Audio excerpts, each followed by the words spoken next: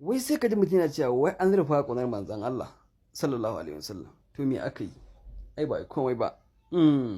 Walakin da zaka yi shauka gaira mudhahadihi. Mu fa shauƙin mu da manzon Allah sallallahu alaihi wasallam to ba fa mai yankewa bane. Kullun sai dai illa ma zada. Kullun sai dai gaba. To wa aina da wa'ui shauƙi ya jirati aina, to wa aina wannan maganin shauƙin namu da ƙaunar da muke manzon Allah, aina maganin yake baranta naka ce mun surfafa, baranta ka ce mu dan sassauta, ko ka ce mun samu sauƙi. Aina maganin yake. Mun fa samun sauƙin namu, samun lafiyar tamu shine mu ambaci manzon Allah, shine mu yabi annabi, yi mai salati, shine samun sauƙin namu. Wa shauƙi ila zaka janabi da wa'u.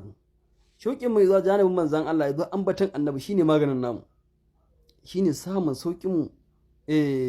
To haramun falanar ju shafa'an wala hazna, kai mun fa haramun nema a gare mu nemi sauƙin, ko mu nemi ma ya za mu nemi sauƙin, ko mun dan sassauci a cikin labarin annabi. To mu ya haramta a gare mu, in baka sani ba ka sani, mu ya haramta a gare mu nemi sauƙi cikin ƙaunar da muke manzan Allah sallallahu alaihi wasallam.